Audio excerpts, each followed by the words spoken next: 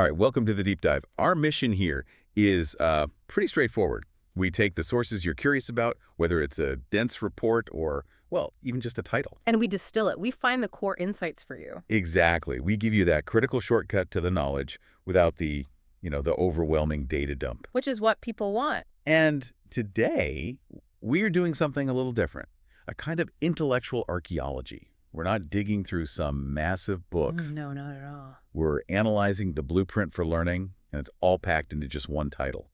The source is Beginner's 5-Minute Meditation Guide.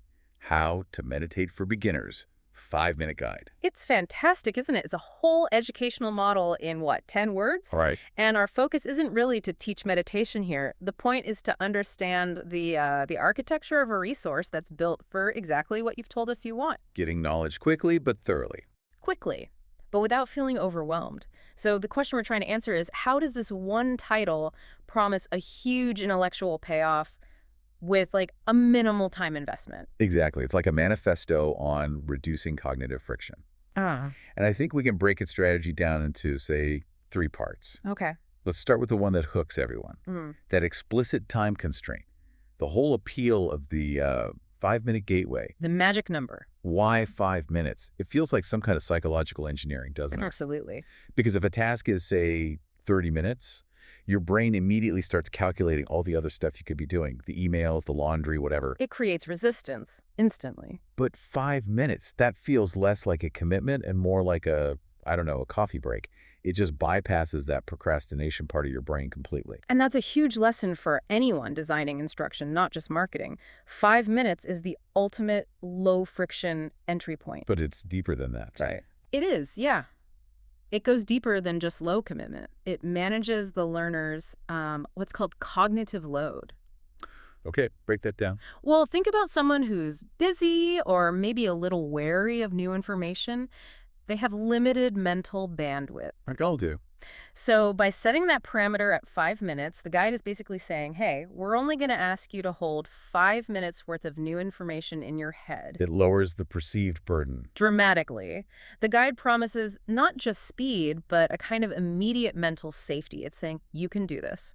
And this is where it gets really interesting for me. That 5-minute promise, it forces ruthless editorial discipline. It has to. It's not just about respecting the learner's time.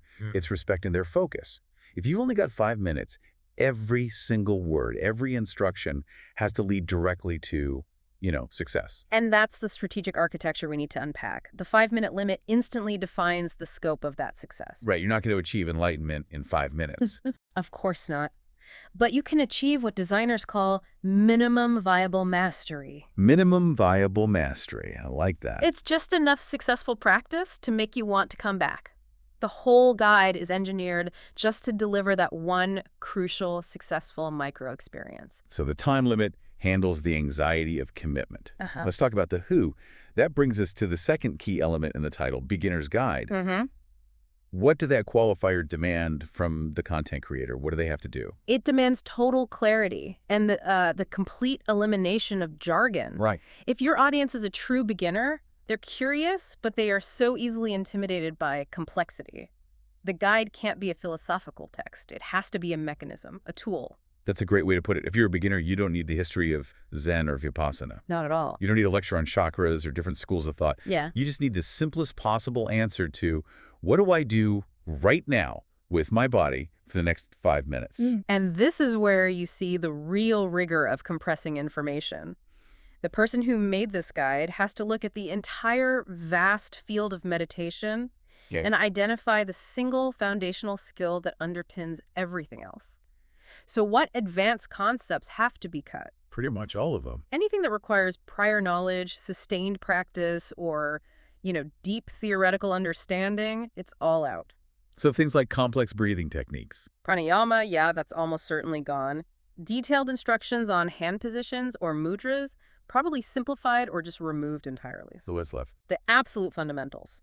Posture and a simple anchor, like counting your breath or just focusing on a physical sensation.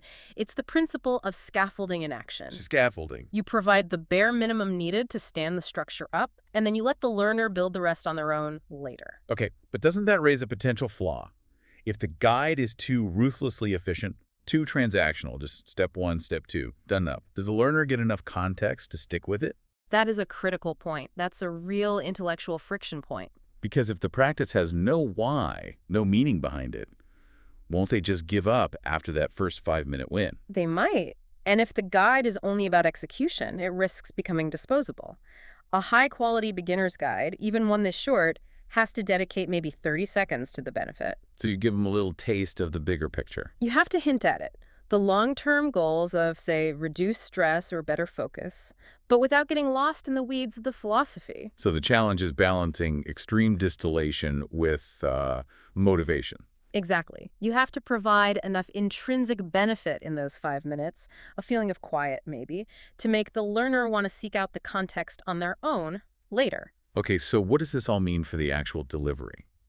If the time limit forces efficiency and the audience needs simplicity, the structure itself has to be totally linear, action-oriented. No detours. Let's look at that third piece. The implication of how to meditate. It's not a story, is it? It's an instruction set. A very clear linear path that minimizes any decision-making. The goal is just to get you from curiosity to practice in minutes. Yeah. It has to move fast. Find a spot, set a timer, focus on X, and you're done. No meandering. This is where we should talk about instructional density. Instructional density, explain that. The knowledge has to be compressed vertically, not horizontally. So instead of giving you 3 options for posture, the guide gives you 1. The best one for a beginner. Right. And instead of explaining 5 different ways to anchor your attention, it gives you 1 simple rule. Watch the air enter and leave your nostrils. That's it. And the effectiveness of all of this, it hinges on delivering that aha moment, doesn't it? Completely. And for a beginner, in a 5-minute guide, the aha isn't some deep cosmic insight. No. It's the immediate, tangible feedback, the realization of, oh, I can actually quiet my mind for a little bit, or, hey, this simple breathing thing, it actually works. It shifts the entire learning experience from just passively absorbing information to immediately performing a skill. Yes. The guide acts like a launch sequence, not a textbook. Yeah.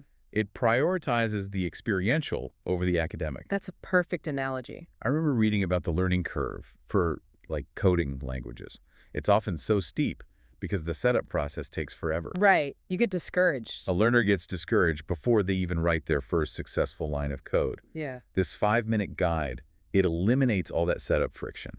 It gets you straight to the hello world of meditation. And that is the genius of high instructional density. When you really look at the architecture needed to deliver on that title's promise, you realize the creators had to filter out, 98% of all the available information. Just to get to the core. And that remaining 2% has to be the most crucial catalytic information, the steps that guarantee a successful, repeatable foundation. So if we pull this back to the bigger picture, this title is actually a great framework for how to approach any complex topic. Absolutely. You should be actively looking for resources that show this level of respect for your time and your capacity for immediate action.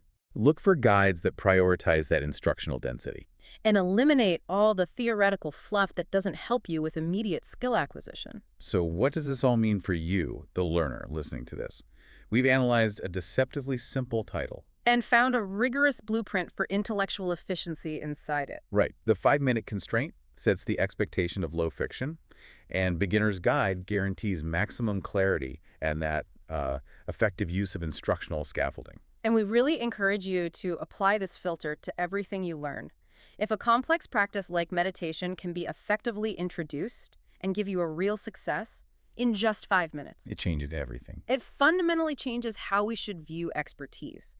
It proves that the most daunting subjects can be broken down into these incredibly manageable, high-density chunks. So the provocative thought to carry forward from this. It's this. If the core structure of success can be isolated in just 5 minutes, what are the 5 minutes of instruction you need right now to unlock the next massive, daunting skill on your list? And then go find it. Seek out the resources that respect that tiny, crucial window of time. Absolutely. Our goal here is always to deliver quick, thorough insight from the sources you provide, and today, I think we found a masterclass in efficiency hidden in a simple title. We did. We hope this analysis helps you spot those valuable instructional blueprints that are hiding in plain sight. Until next time, keep diving deep.